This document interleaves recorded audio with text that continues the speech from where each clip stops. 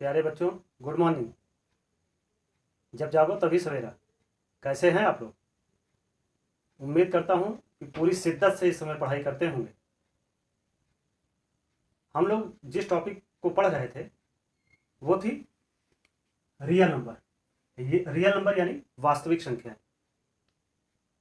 वास्तविक संख्याएं हमें कैसे प्राप्त होती हैं वो चीज़ें हम लोगों ने देखा कि रियल नंबर हमें रेशनल और इरेशनल संख्याओं के, रेशनल और इरेशनल नंबर्स के समूहों के द्वारा रियल नंबर मिलता है, प्राप्त होता है, या परिमेय संख्याओं का समूह तथा परिमेय संख्याओं के समूह को ही सम्मिलित रूप से रियल नंबर या वास्तविक संख्या कहा जाता है।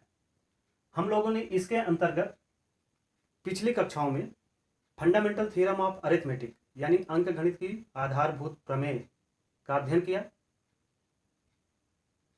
उस प्रमेय के अंतर्गत एलसीएम और एचसीएफ निकालने के लिए अभाज्य गुणनखंड विधि यानी प्राइम फैक्टराइजेशन मेथड द्वारा एचसीएफ और एलसीएम निकाला। फंडामेंटल थ्योरम ऑफ अरिथमेटिक के कुछ अनुप्रयोग यानी इनके कुछ एप्लीकेशंस हैं जो हमें पढ़ना है। और आज मैं जो टॉपिक पढ़ने जा रहा हूँ ये बड़ा ही इंपॉर्टेंट है परीक्षा की दृष्टि से। यहाँ से जरूर एक या दो क्वेश्चन आने ही आने, इसलिए इसको ध्यानपूर्वक देखिए। रियल नंबर के संदर्भ में हम लोगों ने देखा कि रियल नंबर यह रेशनल और इरेशनल नंबर्स के समूह को रिप्रेजेंट करते हैं। रेशनल नंबर और irrational number. Irrational number, rational number यानी परिमेय संख्या और इरेशनल नंबर यानी अपरिमेय संख्या। अपरिमेय संख्या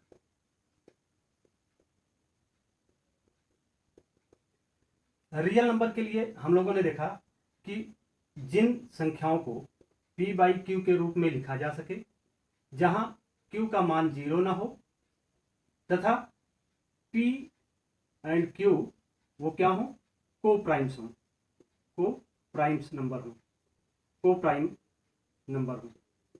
को प्राइम का मतलब यानी रेशनल नंबर को, परिमेय संख्या को p बाई क्यू के रूप में लिखा जा सके यानी भिन्न के रूप में लिखा जा सके, जैसे 7/8 है या 1/3 है या 10/3 है, तो इनको इस रूप में लिखा जा सके। को प्राइम्स नंबर्स का मतलब कि ऐसी संख्याएं जैसे 3/5 है, ठीक ना, या 4/9 है। 3/5 देखिए कोई भी ऐसी संख्या नहीं है जिस एक संख्या से यह भी कट जाए और यह भी कट जाए, ठीक ना। और इसमें भी वही चीजें हैं, कोई भी एक संख्या ऐसी नहीं है जो 9 को भी काट दे और वही संख्या 4 को भी काट दे, केवल एक को छोड़कर। तो को प्राइम नंबर वो नंबर होता है जिसके न्यूमरेटर और डिनोमिनेटर दोनों केवल 1 से ही कट सकते हैं और किसी भी संख्या से दोनों एक साथ नहीं कटेंगे। यही को प्राइम नंबर होते हैं, ठीक। इसके बाद आते हैं इरेशनल नंबर पे। तो जो नंबर्स p बाई क्यू के रूप में न लिखे जा सके वो क्या होंगे, इरेशनल नंबर होंगे। p बाई क्यू के रूप में जो नंबर्स नहीं लिखे जाते हम लोग जनरली देखते हैं कि जैसे √2, √3, √5, पाई, ये कुछ ही नंबर ऐसे हैं जो इरेशनल नंबर की कैटेगरी में आते होंगे। और सबसे बड़ा स्वरूप जो होता है रियल नंबर लाइन में वो रेशनल नंबर का होता है, परिमेय संख्या का होता है। क्यों? क्योंकि नेचुरल नंबर है यानी प्राकृतिक संख्या है, प्राकृतिक संख्या के बाद पूर्ण संख्या है यानी होल नंबर है, होल नंबर के बाद इंटीजर्स हैं यानी पूर्णांक हैं, चाहे वो पॉजिटिव हो निगेटिव हो ये, और उसके बाद इसमें फ्रैक्शंस, ये सारे नंबर मिलकर आपके रेशनल नंबर में को रिप्रेजेंट करते हैं। तो लगता है कि रेशनल नंबर्स का स्वरूप बहुत बड़ा है। रियल नंबर लाइन में तो सबसे ज्यादा स्वरूप जो अधिक रिप्रेजेंट कर रहा है वो रेशनल नंबर कर रहा है। इरेशनल तो बस 2-4 संख्याएं हैं, √2, √3, √5 और पाई, कुछ ऐसी संख्याएं हैं जिनके आधार पर इन्हें भी रियल नंबर में स्थान दे दिया गया है। लेकिन यह बात नहीं है। वास्तविकता क्या है कि रियल नंबर लाइन पर जितना आधिपत्य रेशनल नंबर का है उतना ही आधिपत्य इरेशनल नंबर का भी है। आइए देखते हैं। जैसे आप अगर रियल नंबर के डेसिमल एक्सपेंशन को देखना चाहें, ठीक ना, अगर आप इसके डेसिमल एक्सपेंशन को देखना चाहें तो डेसिमल एक्सपेंशन में आपने देखा कि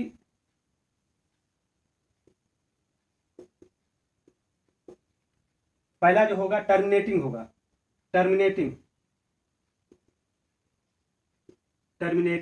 टर्मिनेटिंग यानी शांत प्रकृति की संख्याएं, शांत प्रकृति की संख्याएं, और दूसरी फिर नॉन टर्मिनेटिंग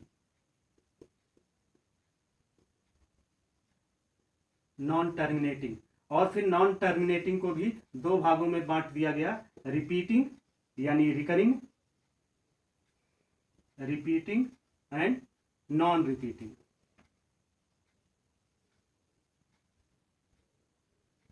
यानी शांत अशांत, अशांत में भी माने अनावर्ती, अशांत यानी अनावर्ती, और रिपीटिंग नॉन रिपीटिंग। तो अवसानी, अवसानी, आवर्ती, अवसानी, अनावर्ती, ठीक ना। तो आप देखिए कि रेशनल नंबर में टर्मिनेटिंग नंबर्स भी आते हैं, यानी ऐसी संख्याएं जो पूर्णता, जैसे 7/8 है, अगर आप इसको डिवाइड करते हैं तो 0.875 आ जाता है। ये संख्या मतलब पूरी तरीके से डिवाइड हो गई, यानी शांत हो गई, इसमें रिमाइंडर कुछ भी नहीं आ रहा है। दूसरा, अगर ये P/Q के रूप में जो होंगी वो भी रेशनल होंगी, जो डिवीजन के बाद पूरी तरीके से कट जाएंगी वो भी रेशनल होंगी, यानी टर्मिनेटिंग होंगी। इतना ही नहीं, अगर मान लीजिए कि कोई भी संख्या ऐसा है डिवाइड हो रही हैं और मान लीजिए नहीं समाप्त हो रही हैं, तो वो कंटिन्यू रिपीट होती जा रही हैं, तो वो भी रेशनल नंबर हो जाएंगी। यानी रेशनल नंबर टर्मिनेटिंग भी है, नॉन टर्मिनेटिंग का रिपीटिंग पार्ट भी है, वो भी रेशनल नंबर का है। तो लगता है कि रेशनल नंबर का स्वरूप रियल नंबर लाइन पे सबसे ज्यादा है। यहाँ तो केवल आप डेसिमल एक्सपेंशन भी देखिए तो non terminating non repeating number ही केवल जो है इरेशनल नंबर को रिप्रेजेंट कर रहे हैं। इरेशनल नंबर को अगर डेसिमल के रूप में आप रिप्रेजेंट करने लगे तो यानी नॉन टर्मिनेटिंग, जैसे 1 0 1 1 0 1 1 1 0 1 1 1 1 0, non repeating, non terminating, non repeating, ये कंटिन्यू आती ही जाएंगी।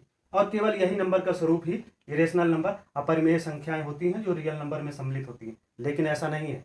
मेन चीज क्या है, आप देखिए कि जब आप रेशनल नंबर, रेशनल और इरेशनल दोनों का एडिशन हो, सब्सट्रैक्शन हो, मल्टीप्लीकेशन हो, ठीक ना, एडिशन और सब्सट्रैक्शन हो, तब भी कैसा नंबर मिलता है, इरेशनल नंबर मिलता है, ठीक ना। जब रेशनल नंबर का इरेशनल नंबर के साथ चाहे मल्टीप्लीकेशन हो और चाहे डिवीजन हो, तब भी क्या, कौन सा नंबर मिलता है, इरेशनल नंबर मिलता है, ठीक ना। थर्ड, इरेशनल नंबर का इरेशनल के साथ एडिशन हो, सब्सट्रैक्शन हो, इरेशनल नंबर का इरेशनल नंबर के साथ एडिशन और सब्सट्रैक्शन हो, तब भी आपको क्या मिलता है, वहां भी इरेशनल नंबर ही मिलता है, ठीक ना। यहां तक कि अगर इरेशनल नंबर का इरेशनल नंबर के साथ इरेशनल नंबर के साथ अगर मल्टीप्लिकेशन और डिवीजन भी है, तब भी वहां इरेशनल नंबर मिलता है। लेकिन कभी कभी ऐसा हो जाता है कि इरेशनल नंबर के साथ साथ रेशनल नंबर भी मिल जाता है, ठीक है। और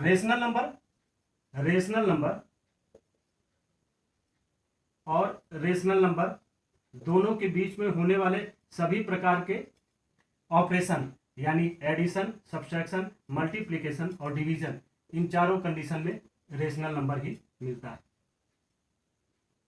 तो ये आप देख सकते हैं कि रेशनल के साथ इरेशनल का एडिशन सब्सट्रैक्शन हो या मल्टीप्लिकेशन और डिवीजन हो, इस पार्ट में तो इरेशनल मिलता ही है। इरेशनल और इरेशनल का एडिशन और सब्सट्रैक्शन हो, या रेशनल और रेशनल का डिवीजन और मल्टीप्लिकेशन हो, उसमें भी इरेशनल मिलता है। यानी आप देखो कि इरेशनल नंबर के मिलने का स्वरूप बड़ा है, जबकि रेशनल नंबर के स्वरूप मिलने का छोटा है। इस आधार पर आप कभी ये नहीं कह सकते कि रियल नंबर पर जितना दबदबा रेशनल नंबर का होता है, उसके एवज में इरेशनल नंबर कहीं से कम होता है।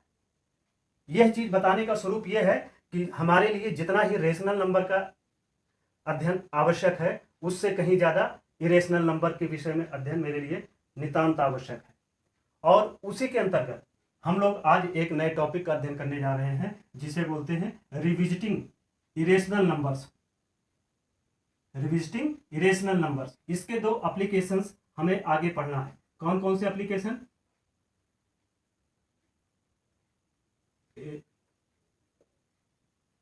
एप्लीकेशन कौन से हैं? एप्लीकेशन यानी अनुप्रयोग। इनके दो अनुप्रयोग हमें यहाँ पढ़ने हैं। पहला तो अनुप्रयोग ये पढ़ना है, √2, √3, √5 को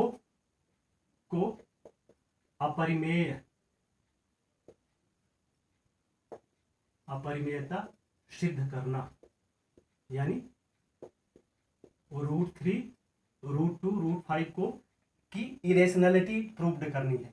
ठीक ना, अपरिमेयता सिद्ध करना यानी इरेशनलिटी, इसकी इरेशनलिटी प्रूव्ड करनी है। और सेकंड इसमें जो है वो है डेसिमल एक्सपेंशन ऑफ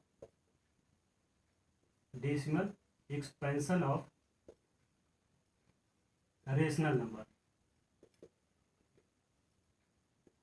ये पॉइंट हम अगले चैप्टर में पढ़ेंगे। इस चैप्टर में हमें जो पढ़ना है √2, √3 और √5 की इरेशनलिटी प्रूव्ड करने के तरीके को हमको इसमें सीखना है। और ये बड़ा ही इंपॉर्टेंट टॉपिक है। इसमें से एक क्वेश्चन आना ही आना है, चाहे √3 को दे दे, चाहे √5 को दे दे, या 2 + √5 या 2 - √5, इन सबको में किसी एक का आपको ये कह दीजिए कि इसकी इरेशनलिटी प्रूव्ड करिए, यानी इसको सिद्ध करिए कि ये अपरिमेय संख्याएं हैं।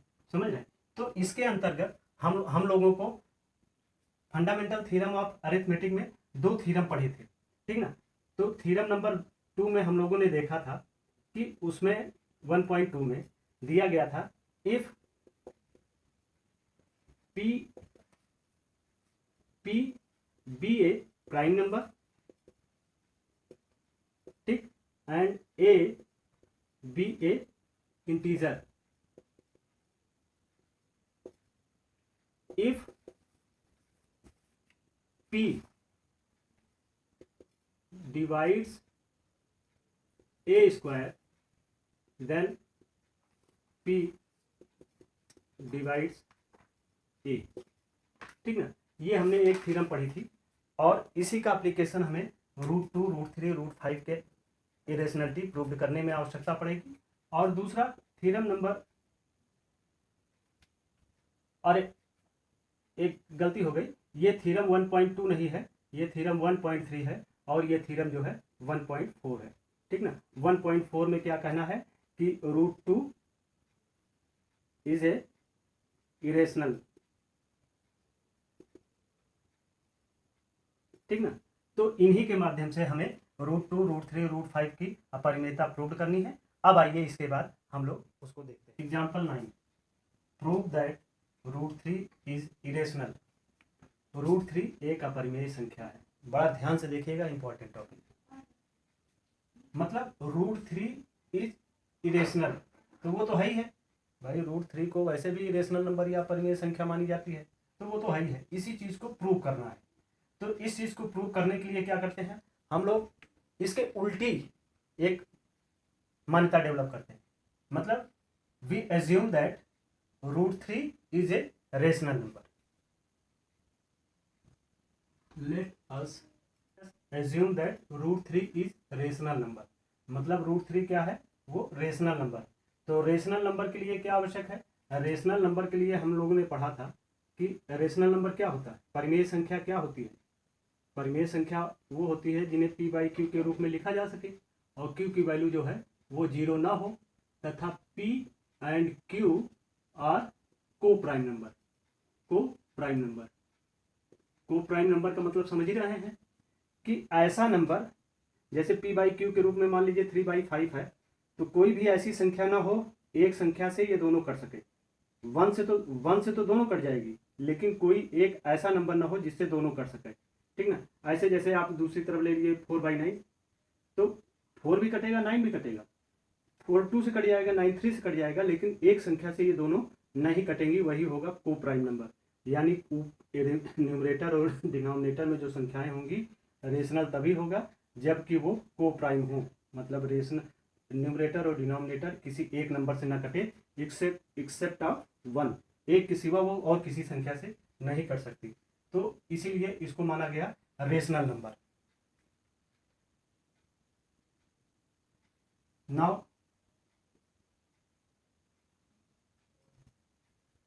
क्या हो जाएगा, √3 इक्वल टू a/b, ठीक ना, यानी p/q के फॉर्म में मान लिया कि ये क्या हो जाएगा a/b, जहां पर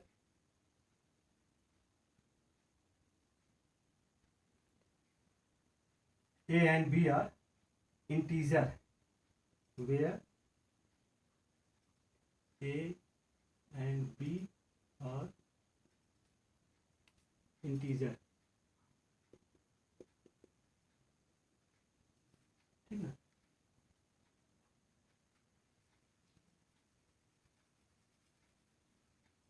क्या है, a और b जो है इंटीजर है। क्या करें अब, स्क्वायरिंग बोथ साइड, दोनों तरफ हम क्या करें कि स्क्वायर कर दें, ठीक ना, इधर और इधर, तो यानी √3 की पावर 2 इंटू a/b की पावर 2। अगर ये कर रहे हैं तो ये हो जा रहा है 3 और ये हो जा रहा है a² / b²।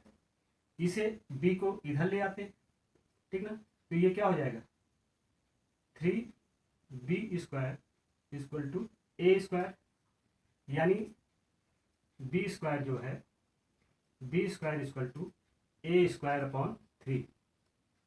तो हम लोगों ने इसके पहले जो थ्योरम पढ़ी थी उसमें क्या कहा था, इफ एनी माने p divides to a² then p also divides to a।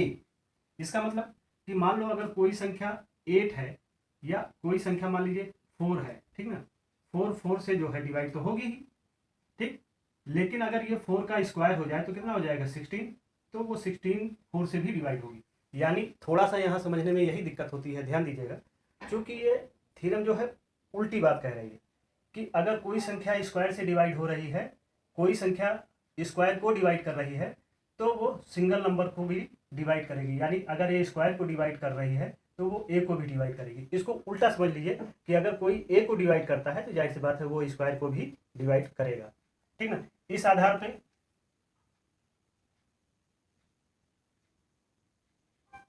a² is divisible by क्या हो गया 3, ठीक ना। देन अगर ये उसके अनुसार ये हो रहा है तो a is also divisible by 3, या डिविजिबल करिए या डिवाइड्स कर दीजिए, नहीं ठीक है, डिविजिबल बाई 5, ठीक है। तो ये क्या हो गया, a² is divisible by 3 then a is also divisible by 3, मतलब अगर a² को 3 डिवाइड कर रहा है तो वो a को भी डिवाइड करेगा। इसके बाद लेट हम लोग यहां मानते हैं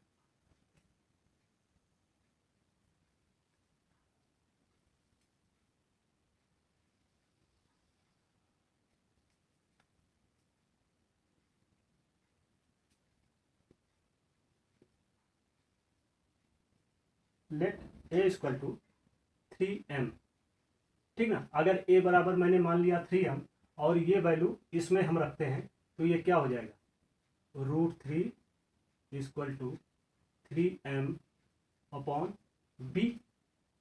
ठीक ना। इसको देखिए हम लोग इसमें वैल्यू रख रहे हैं, ठीक, और squaring both side, squaring both side, जैसे हमने इधर किया था वैसे ही इसमें कर देते हैं। तो √3 का whole square is equal to 3m/b का होल स्क्वायर, ये हो गया 3 और 3 3 जा 9m² ये अपॉन b² हो जाएगा। तो ये हो गया 3b² इक्वल टू 9m², ठीक ना। तो b² equal to 9m² upon b², sorry 3, ये 3 कहाँ चला आया, इधर चला आया, ठीक ना। तो ये 3 इससे कट जाएगा, तो 3 3 जा 9, 3m², यानी b² इक्वल टू 3m²। तो इस आधार पे आप कह सकते हैं कि m² बराबर, इसको इधर कर लेते हैं, b² अपॉन 3, ठीक ना।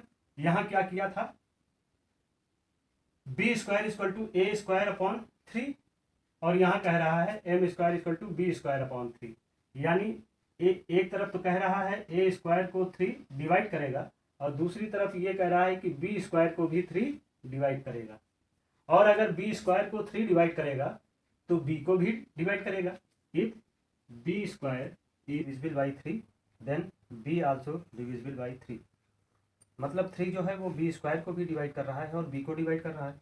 यहाँ देखा था कि a² is divisible by 3, so a is also divisible by 3, यानी 3 जो है वो a² को भी डिवाइड कर रहा है और a को भी डिवाइड कर रहा है, और 3 जो है b² को और b को डिवाइड कर रहा है। जबकि हमने शुरू में एजम्पशन लिया था a एंड b और ए को प्राइम, और को प्राइम केवल 1 से ही डिवाइड हो सकता है, उसके अलावा किसी नंबर से a और b एक साथ नहीं डिवाइड होगा। जबकि यहाँ देखते हैं कि 3 जो है वो a² b² a और b दोनों को डिवाइड करता है। इसलिए यह कंक्लूजन निकलता है कि हमने जो एजम्पशन लिया था वो चीज़ें क्या थी, वो गलत थी, कि √3 इज ए रेशनल। एक्चुअली यह रेशनल नहीं, इरेशनल है। एक विशेष चीज़ ये है कि एग्जाम की कॉपी में हमें ये 4 पॉइंट्स इस तरह के क्वेश्चन में लिखना जरूरी है। इंग्लिश मीडियम वाले इंग्लिश में और हिंदी मीडियम वाले हिंदी में लिखेंगे। देख लेते हैं।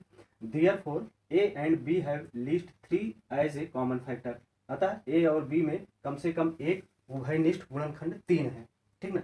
अब ये 3 अगर √5 आ जाएगा तो 3 की जगह पे 5 हो जाएगा, √2 आएगा प्रूव करने को तो वहाँ पे 2 हो जाएगा। जैसा भी क्वेश्चन रहेगा ये चीज़ हम लोग ध्यान देंगे। दूसरे पॉइंट में, but this contradict that fact that a and b have no common factor other than 1, यानी परंतु इससे इस तथ्य का विरोधाभास प्राप्त होता है कि ए और बी में ए के अतिरिक्त कोई और गुणनखंड नहीं है। जबकि यहाँ क्या दिख रहा है कि ए और बी में एक के अतिरिक्त 3 भी गुणनखंड है, जो कि यह क्या है, विरोधाभास है। This contradiction has arisen because of our incorrect assumption that √3 is rational. यह विरोधाभास, ए और बी एक के अतिरिक्त कोई गुणनखंड नहीं है, यह विरोधाभास हमें इस कारण प्राप्त हुआ है क्योंकि हमने एक त्रुटिपूर्ण परिकल्पना कर ली है कि √3 एक परिमेय संख्या है। So we conclude that √3 is irrational. अतः हम निष्कर्ष निकालते हैं कि √3 एक अपरिमेय संख्या है। अब यहाँ पर क्वेश्चन में √5 होगा, √2 होगा, जो भी होगा ये चीज़ें हम लोग चेंज कर लेंगे। चेंज क्या क्या करेंगे, एक तो इसे चेंज करेंगे, 3 को, जो भी होगा वो कर लेंगे। फिर उसके बाद ये पॉइंट्स हमेशा हर जगह रहेंगे। फिर ये √3 जो है इसे चेंज करेंगे, ठीक ना। √3 हिंदी और इंग्लिश में दोनों यहाँ, और वैसे ही हिंदी और इंग्लिश में √3 यहाँ, जो भी वैल्यू होगी वो चेंज कर लेंगे। ये सभी क्वेश्चन में एज इट इज लिखा जाएगा, इसलिए इसको लिख के याद कर लीजिएगा। आइए अब इसके आगे दूसरा क्वेश्चन देखते हैं। Example 11, so that 5 minus √3 is irrational. दर्शाइए कि 5 माइनस √3 एक अपरिमेय संख्या है। किसी भी रेशनल से इरेशनल जब चाहे जोड़ा जाए चाहे घटाया जाए तो वो हमेशा इरेशनल ही आएगा। तो जैसे √3 इरेशनल है वैसे 5 माइनस √3 भी इरेशनल ही है, लेकिन इसे हमें शो करना है, इसे हमें प्रूव करना है। इसके लिए क्या करना पड़ेगा, हमको इससे अपोजिट कोई मान्यता लेनी पड़ेगी, कोई एजम्पशन करना पड़ेगा। तो आइए इसके लिए हम लोग एजम्पशन करते हैं। Let us assume that 5 minus √3 is rational. मतलब 5 माइनस √3 क्या है, वो रेशनल नंबर है। कैसा नंबर है, रेशनल नंबर है। तो रेशनल के लिए क्या चीज़ें होती हैं? पहली चीज़, जो इसमें इंटीजर्स यूज किए जाएंगे वो क्या होंगे? को प्राइम होंगे। तो इसके लिए where a and b are coprime. Coprime के बारे में आप लोग जानते हैं, वो नंबर जो केवल और केवल 1 से ही कटे, अन्य किसी नंबर से ना कटे। जैसे 3/5 है तो यह दोनों आपस में किसी एक नंबर से नहीं कटेगा, या 4/9 है तो देखिए 4 भी 2 से कट जाएगा, 3 भी 9 से कट जाएगा, लेकिन 4 और 9 एक नंबर से नहीं कटता है, उसी को कहा जाता है को प्राइम नंबर। ठीक, अगर let us assume that 5 - √3 is rational where a and b are coprime. Now तो अब ये क्या प्राप्त होगा? अब ये 5 - √3 यानी हो गया 5 - √3 इज इक्वल टू a/2। चूंकि हम जानते हैं रेशनल क्या है, p/q के फॉर्म में लिखा जाता है, यानी अगर इसे रेशनल मान लिया गया तो ये भी क्या हो गया, a/b के रेशनल के स्वरूप को ले लेता है। ठीक ना? अब क्या करते हैं, इस आधार पर इस इक्वेशन को हम फिर से रीअरेंज करते हैं। रीअरेंजिंग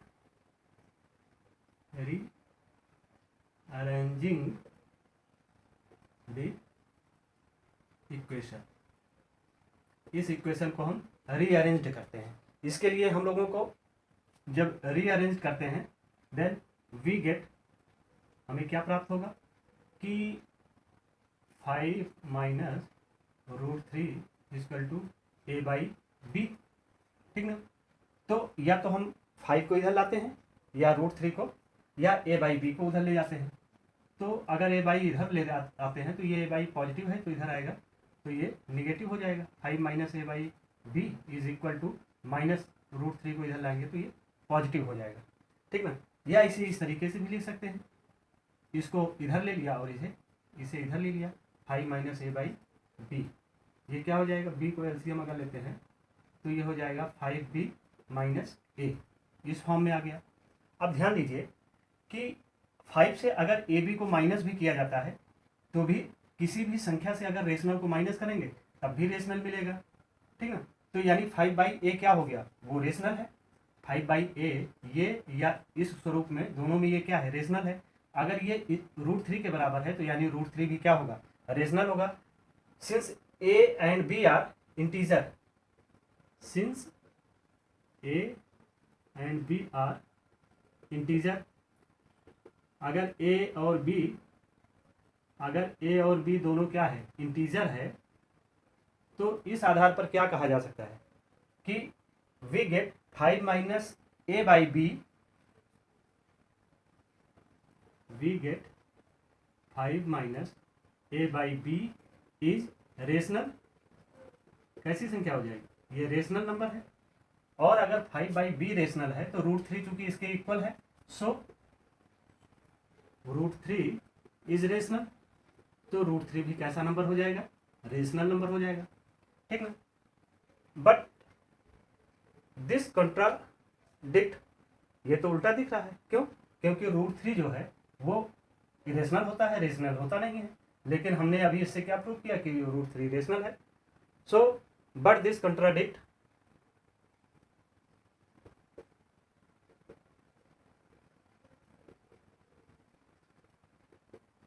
इस कंट्राडिक्शन के कारण क्या हमें मिल रहा है, हमें ये मिल रहा है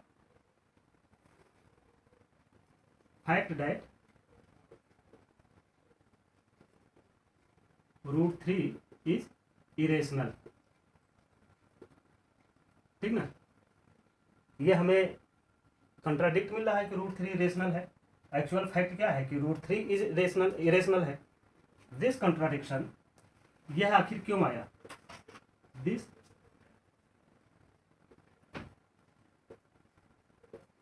contradiction has arisen, this contradiction has arisen because of our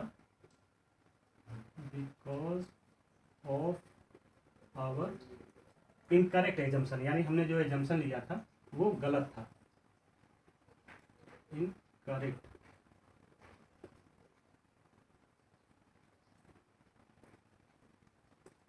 जो हमारा एजम्पशन था वो इनकरेक्ट था। ठीक ना? सो 5 - 3 is irrational, 5 - 3 is irrational.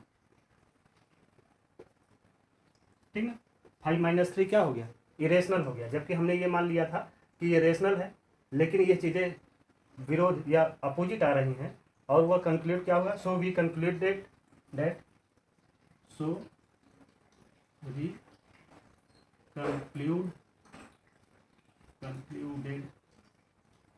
That क्या होगा, 5 - √3 इज इरेशनल। ठीक ना, यही चीज हमें यहाँ क्या contradict arisen because of our incorrect assumption 5 - √3 is rational. हमने कैसा एजम्पशन लिया था, रेशनल एजम्पशन लिया था। ठीक ना, this contradiction has arisen because of our incorrect assumptions 5 - 3 is rational। माने हमने ये जो माना था कि 5 - 3 is rational, वो गलत एजम्पशन था। इसी कारण से so we conclude